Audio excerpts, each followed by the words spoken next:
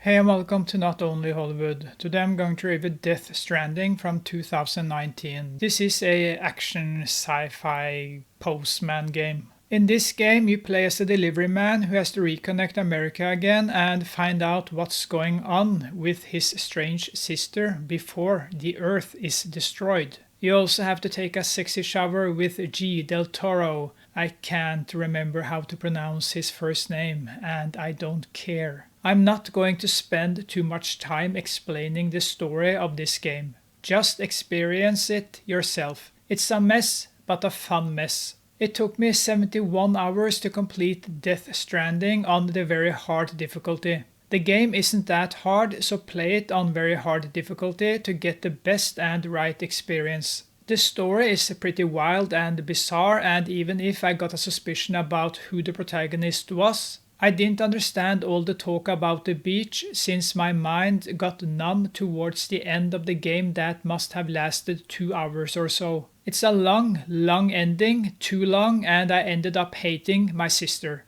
She is so boring and she just talks and talks. I hate people who talk too much. I like silence. I spent a lot of time building roads. I never finished it, but I built around 80% of the roads. So that was sort of fun, but I didn't like the BTs or the mules. They disturbed me when I was in the zone delivering packages and building roads. You can say the same thing about the war scenario when you meet Mads Mikkelsen, who's the best character and actor in the whole game. Well, that shouldn't come as a surprise, does it? He is the heart of the story and he will always be one of my favorite actors. But when you meet him time after time, it doesn't feel right going back in time. I'm not going to say more than that. He's pretty scary and the first time you fight him is intense and difficult. But then I understood how to beat him, but it took many tries.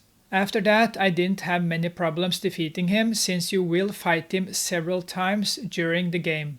Is this a game for everybody? No.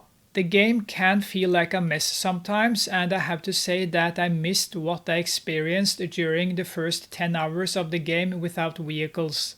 It was fun to use ladders and ropes, but when you get vehicles to drive around with, I never needed a ladder again. I just drove around with the truck everywhere and driving places you shouldn't be able to traverse.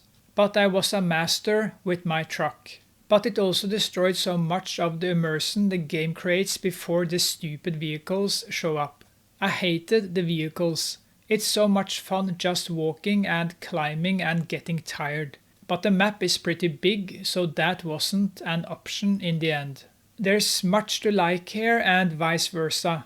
You will get a new gaming experience that never feels too hard, but I never found the mules in the game to be important except for when you had to steal some metals and stuff to build the roads.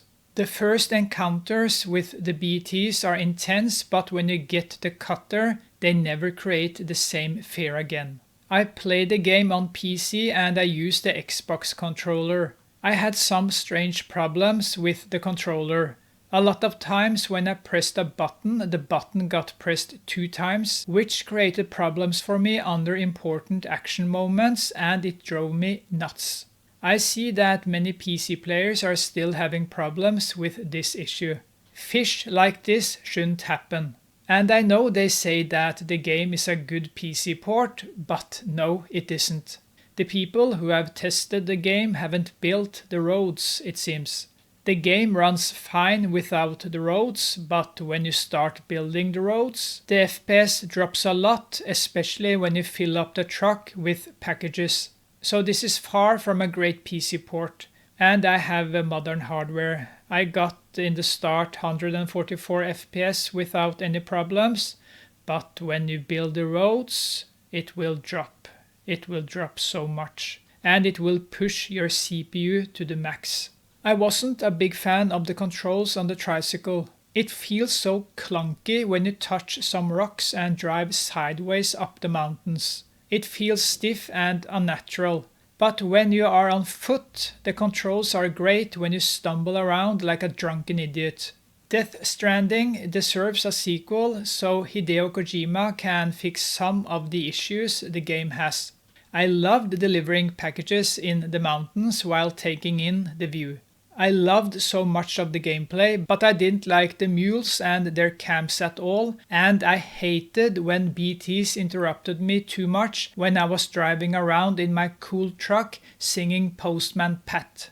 That took me out of my zone. From 1 to 10, I give Death Stranding a 8 out of 10. Thank you for watching, and I'll see you next time. Bye.